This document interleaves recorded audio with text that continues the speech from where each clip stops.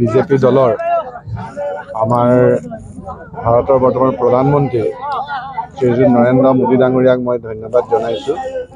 লগতে আমাৰ অমিত শ্বাহ ডাঙৰীয়া, নাড্ডা ডাঙৰীয়া আৰু বিশেষকৈ অসমৰ মুখ্যমন্ত্ৰী ডক্টৰ হিমন্ত বিশ্ব শৰ্মা ডাঙৰীয়াক মই ধন্যবাদ জনাইছোঁ যে এইখিনিতে মই পীযুষ হাজৰিকা ডাঙৰীয়া, জিতু গোস্বামী ডাঙৰীয়া, ৰূপক শৰ্মা ডাঙৰীয়া এইকেইসকলক মই ধন্যবাদ জনাইছোঁ যে তেখেতসকলে মোক নগাঁও লোকসভাৰ কাৰণে টিকটটো দিছে। তাৰ বাবে মই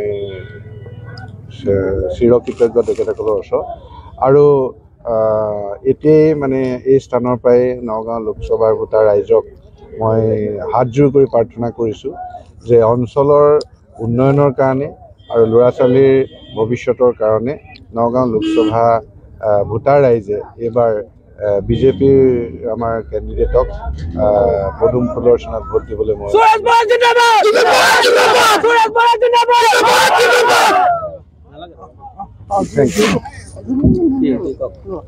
যিহেতু দেখা পোৱা গৈছে সংখ্যালঘু যি ভোটাৰ সংখ্যা বেছি ইয়াতে, আৰু আপোনালোকৰ যি আপুনি ন বিজেপি ক'ব লাগিব, ন বিজেপি হৈ আপোনালোক সংসদীয় ৰাজনীতিক ভৰি দিছে, আপুনি টিকেট হ'লে, গতিকে কেনেকুৱা ধৰণৰ ৰণনীতি আপোনালোকৰ হ'ব? নাই চাওক, আমাৰ ৰণনীতি এটাই যে আমি মোদী ডাঙৰীয়াই ভাৰতৰ ৰাইজৰ কাৰণে, অসমৰ ৰাইজৰ কাৰণে যি কাম কৰিছে, বিজেপি দলে যি কাম কৰিছে, বিশেষকৈ আমাৰ সকলোৰে প্ৰিয় জননেতা অসমৰ মুখ্যমন্ত্ৰী ডক্টৰ হিমন্ত বিশ্ব শৰ্মা ডাঙৰীয়াই অসমৰ কাৰণে এই কথাবিলাকে আমাৰ মূল ইছ্যু হিচাপে আমি ৰাইজৰ মাজলৈ লৈ যাম। আৰু আজি আপোনালোকে দেখিছে ইয়াত এতিয়া আমি এখন সভাৰ সন্মুখতে আপোনালোকে আমাক এটা বাইট লৈছে বা আপোনালোকে আমাক সাক্ষাৎকাৰ লৈছে। গতিকে চাওক, বিপুল মানুহে সন্ধ্যা সময়ত আছে আৰু এটা মাইনৰিটি অধিকৃত অঞ্চল। গতিকে ইয়াৰ পৰাই প্ৰমাণ হৈছে যে আমাৰ নগাঁও লোকসভা জয় হ'ব। আৰু ইয়াৰ পৰাই ভগৱানৰ ওচৰতো আমি প্ৰাৰ্থনা জনাইছোঁ, ভগৱন্তই আমাক যেন আশীষ কৰে যে আমাৰ নগাঁও লোকসভা জিকক আৰু আমি বিজেপিৰ লগত একেলগে চামিল হৈ আমাৰ নগাঁও লোকসভাৰ উন্নয়নৰ কাম কৰিব পাৰোঁ। কিমান শতাংশ আশাবাদী নগাঁও লোকসভাৰ পৰা জয়ী হোৱাটো?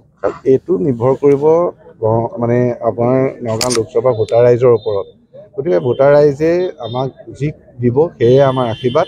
আৰু গতিকে সেই পাৰ্চেণ্টেজটো আজি আমিও ক'ব পৰা কথাটো নাই, ভোটাৰ ৰাইজেই আপোনালোকক অট'মেটিকেলি কৈ যাব আৰু ভোটাৰ ৰাইজৰ পৰাই আমি সেই আশীৰ্বাদখিনি পাম।